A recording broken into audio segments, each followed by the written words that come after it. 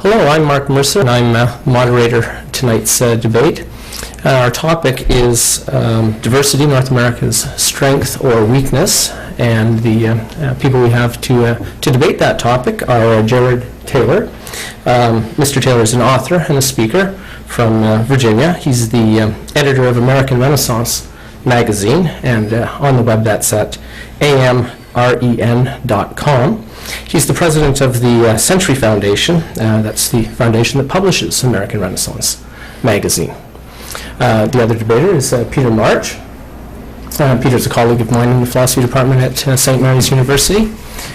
He's been there for a while. He's a noted Haligonian controversialist. The format of our, as well as a philosopher, the format of our discussion tonight is this. Each speaker will take 20 minutes to set out his views. Mr. Taylor will go first. After Professor March has spoken, Mr. Taylor will have 10 minutes, and then Peter March 10 minutes, and then 5 minutes each. That's how that's our format tonight. Mr. Taylor. Thank you. Thank you very much for that introduction. I'd particularly like to thank Peter March for making this debate possible. As you just heard, the question before us is whether racial diversity is a strength or a weakness for North America. And for my learned opponent to make his case, he'll have to show that Canada and the United States have benefits, real, concrete, specific benefits they would not have without racial diversity. And I look forward to seeing what he actually comes up with. I have a considerably easier job. All I have to do is describe reality. And the reality is that racial diversity produces tension, conflict, and hostility. If racial diversity were a strength, people would be drawn to it naturally. They'd seek it out. If diversity were a strength, you would never have minority neighborhoods because people would mix.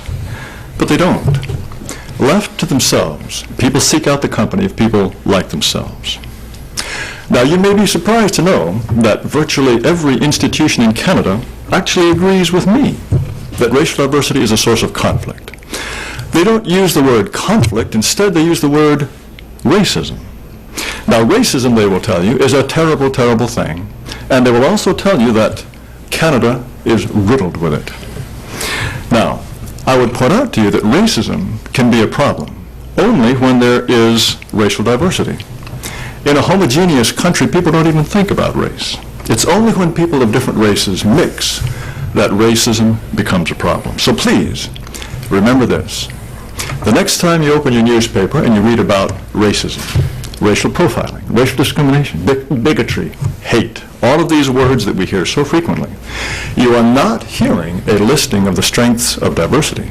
You're hearing a listing of the weaknesses of diversity. Now, racism is said to be so bad in Canada that every province and territory has at least two major bureaucracies to fight it: a Human Rights Commission and a Human Rights Tribunal. Then there is a Federal Human Rights Commission.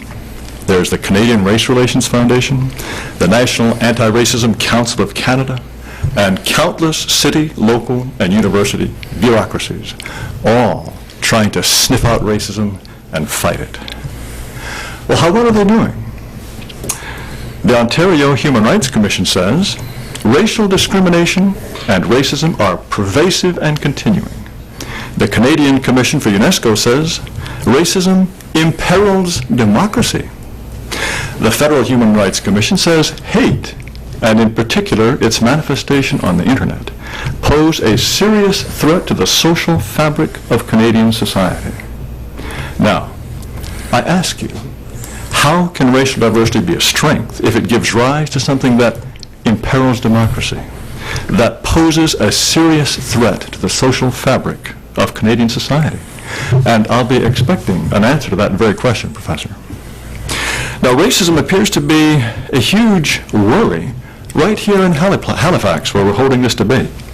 Just search the Dalhousie University website for racism, and you will get hundreds of pages of hits. Here are some of the results I got just a few days ago. Racism within the healthcare system, racism in the criminal justice system, the racism inherent in white civilization, racism in Shakespeare's The Tempest, everyday racism in medical school, the systemic racism that is prevalent in Nova Scotia, contemporary representations of racism in children's books, systemic racism in the Ontario criminal justice system. It goes on and on and on. By golly, racism is everywhere. And this is just a tiny sample of the hits on the webpage.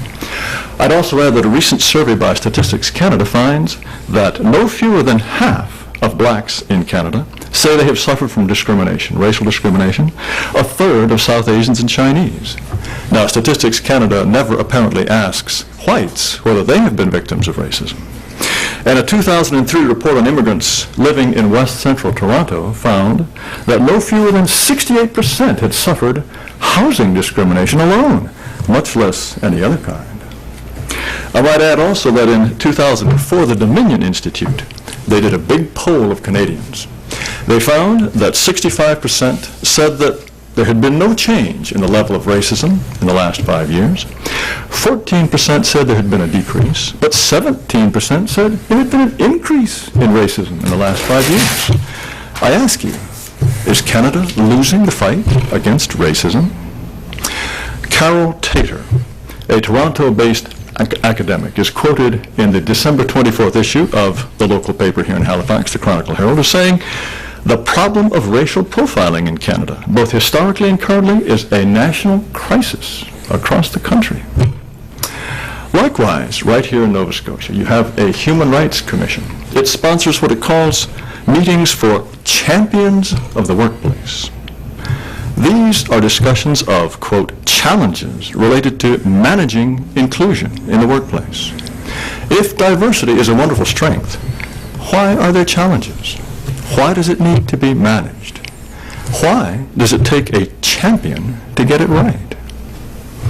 In Nova Scotia, in fact, you have an entire ministry devoted to African Nova Scotians. If racial diversity is such a strength, why do you need a ministry devoted just to them? Now, there's one thing for sure about racial diversity. It means you've got to watch your language. Here in Nova Scotia, a case went all the way to the Supreme Court because one man liked to call all his friends Kimosabe. You'll recall that's what Lone Ranger called Tonto. Well, some Micmac Native American woman didn't like that. And the case went all the way to the Court of Appeals. The Human Rights Commission wanted to take it to the Supreme Court of Canada. For heaven's sake. Well, if that's what you get from a diverse workplace, no wonder it takes champions to get it right. Now, because of racial diversity, some Canadians can't even describe what's going on right before their very noses. In 2004, a Toronto City Councilman named Mike Delgrand told his local paper that Chinese were moving into his ward and that white people were moving out. Well, apparently to make such a bald and obvious statement was racism. Mr. Delgrande had to apologize. He said, quote, "I should have said many older residents of the community were moving out. I didn't say it in a politically correct way." Now, a city councilman can't even state a plain fact for fear of bruising someone's feelings. Doesn't sound like a strength to me. But bruised feelings and mutual incomprehension appear to be an inevitable part of diversity. The Supreme Court of Canada had to take up the question of whether Sikh students were allowed to carry ceremonial daggers to school with them. The Montreal School Board didn't like the idea of students running around with knives, but the Supreme Court said, of course they can. It's a matter of religious freedom. And did you know that in 2005, the Canadian Justice Department funded a $150,000 study on polygamy? You know what its conclusion was? It was that there are already so many polygamous people in Canada that we had better legalize polygamy. Once again, I ask you, do bigamists and school children with knives, do they make Canada a better place? These questions wouldn't arise without diversity. Now, the vice principal of Queen's University, Patrick Dean, may be onto something. Recently, he said this, quote, "Our Canadian culture has been squeamish about gathering race-based statistics because no one wants to see ethnic makeup reduced to numbers on a page. But unless you get this kind of information, you don't really know if you have a problem." Well, I would suggest to you this. Canada does have a problem. It just doesn't want to know about it. And that's why you don't have statistics on racial differences in crime rates, illegitimacy, poverty, disease, welfare use.